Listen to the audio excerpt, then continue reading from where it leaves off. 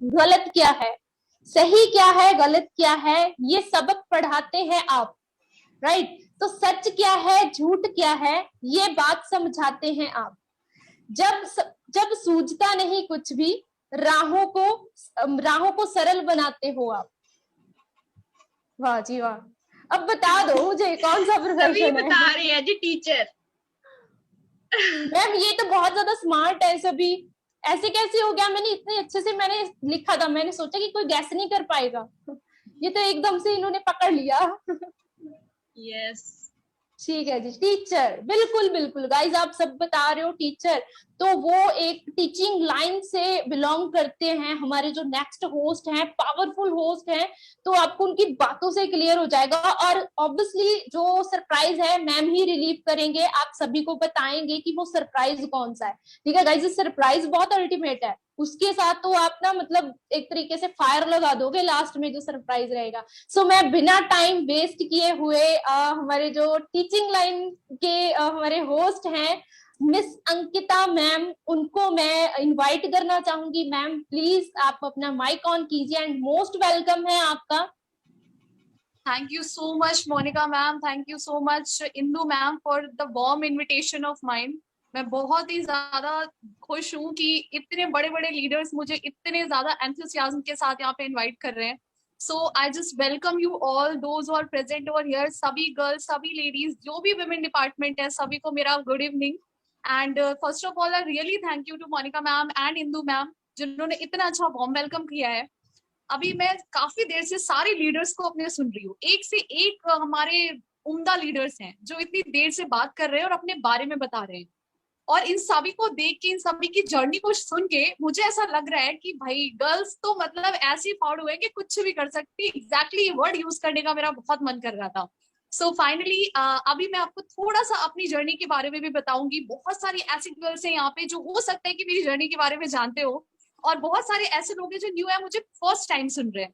तो डेफिनेटली मैं थोड़ा सा अपने बारे में जल्दी से बताऊंगी आपको, और आपको कुछ थोड़ी सी ट्रिक्स दूंगी, कुछ बातें करूंगी, जिससे हो सकता है आपका विजन क्लियर हो। इस मीटिंग को अटेंड करने का एक जो बहुत बड़ा मुद्दा है, जो हम वुमेन को एम्पावरमेंट करना चाहते हैं, क्योंकि कोई भी लड़की, कोई भी लेडीज, कोई भी वुमेन किसी से कम नहीं।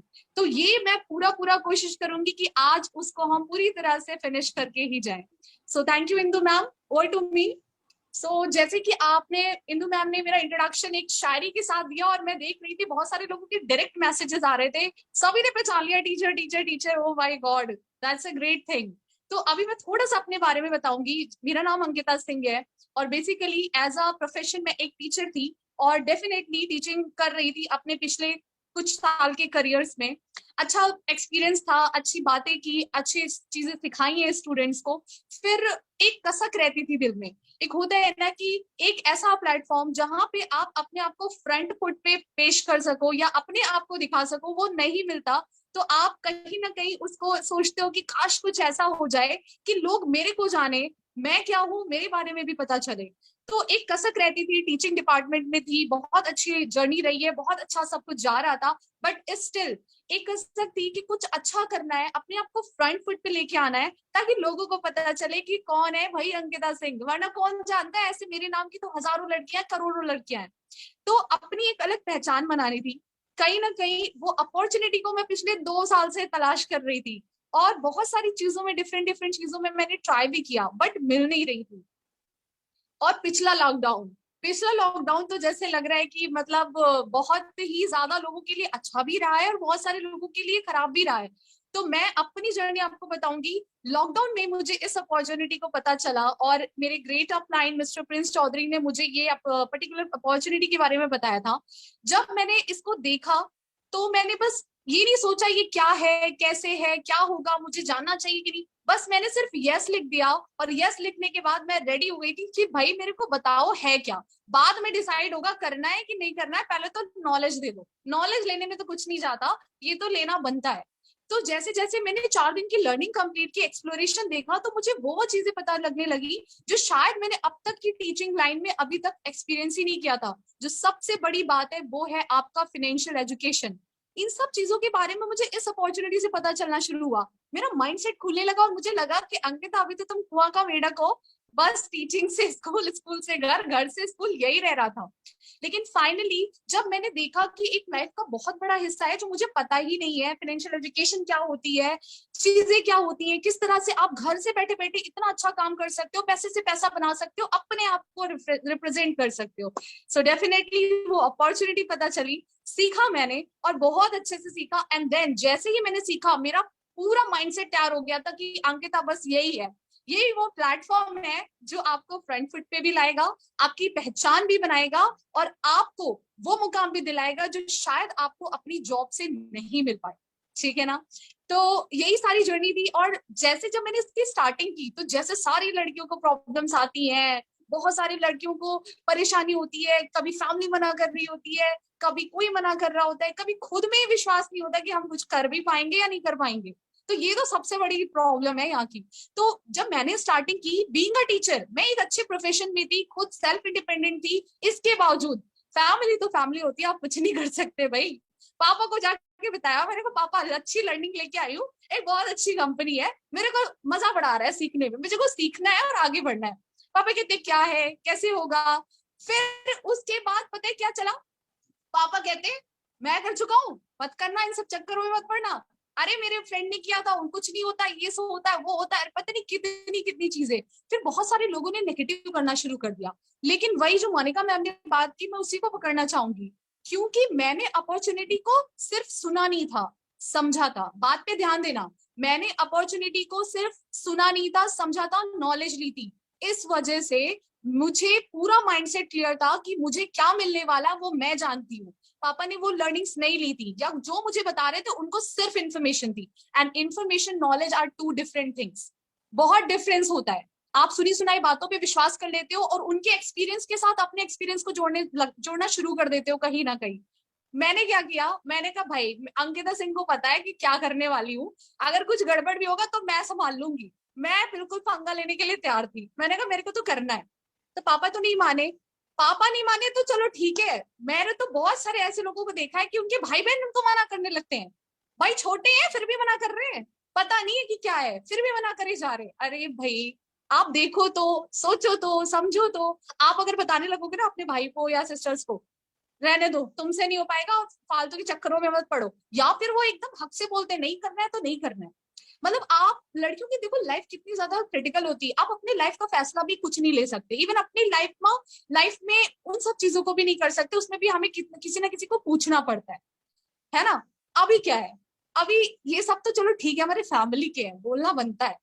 लेकिन सबसे बड़ी बात मैं बताती हूँ, बहुत बारी तो ऐसा होता है हमारे बॉयफ्रेंड मना करने लगते हैं, भाई बॉयफ्रेंड ने मना कर दिया, मैं नहीं कर पाऊंगी इस बिजनेस अपॉर्चुनिटी को क्योंकि मेरा बॉयफ्रेंड मेरे को मना कर रहा है। आई मीन रियली, मतलब आपने अपनी लाइफ को इतना छोटा बना के रखा है, आपने अपने फैसले को इतना कम के रखा है कि कोई भी जो नया इंसान है, मैं ये नहीं कह रही नया है पुराना है, बिल्कुल हमारी फैमिली की तरह वो लोग भी होते हैं, बट कुछ डिसीजंस आपकी जिंदगी के आप ही को लेनी चाहिए, ना पापा, ना मम्मी, ना भाई, ना बहन, और ना ही बॉयफ्रेंड और husband. You are the lady, you have the guts to take your own decision. तो प्लीज अपने हाथ की कुंजी जो है ना, बॉयफ्रेंड्स को मत दो यार, अपने पास रखो। कुछ चीजें लाइफ में खुद करनी चाहिए। और अगर एक सच्चा जीवन साथी है, चाहे फिर वो आपका बॉयफ्रेंड हो या आपका हस्बैंड हो या आपके माता पिता हो, अगर आप सही चीज कर रहे हो और विश्वास कर रहे हैं वो, तो वो कभी मना नहीं करते। एक अच्छा पार्टनर कभी भी किसी चीज के लिए मना नहीं करता, और वही सच्चा पार्टनर भी होता है। तो आप अपनी लाइफ की कुंजियों को, कुछ कुंजी को अपने पास रखो यार, कुछ प्राइवेसी नाम की भी चीज होती है। सारे फैसले किसी और को छोड़ दोगे ना तो क्या होगा? ठीक है?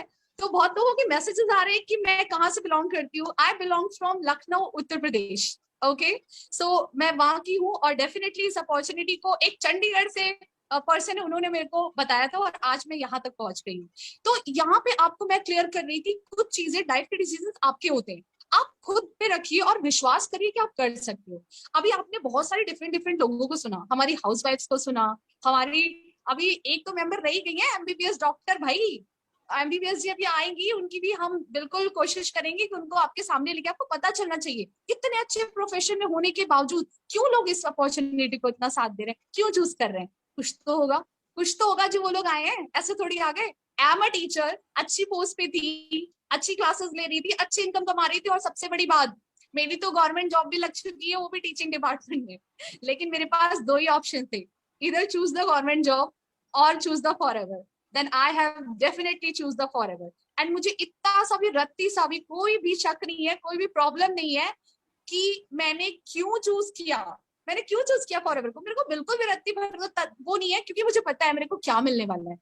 देखो आपको मैं कुछ चीजें बताऊंगी। एक तो आपकी, जब आप किसी भी जर्नी को स्टार्ट करते हो ना, सबसे बड़ा जो प्रॉब्लम आता है वो होता है सेल्फ डाउट। लोगों को अपने ऊपर ही विश्वास नहीं है। यार आप क्या कर रहे हो, you are the girls, you are the creator, you are the mother, पूरी दुनिया आपसे बनी हुई है, यू आर द सृष्टि, आपको क्यों विश्वास नहीं है। 90% में, 100% में, अगर मैं 60% गर्ल्स का ये वाला सीन है, उनको अपने पे ही सेल्फ डाउट है। ओ मैं कर पाऊंगी कि नहीं कर पाऊंगी, अच्छा नहीं मेरे तो कॉन्टेक्ट्स ही नहीं है, आज तक तो मैंने किसी से बात ही नहीं की। मैम वो क्या है ना, आप जानते हो मेरे फोन में सिर्फ 50 कॉन्टेक्ट है, मेरा तो नहीं हो पाएगा, कैसे होगा, मैं कैसे बातें करूंगी किसी से।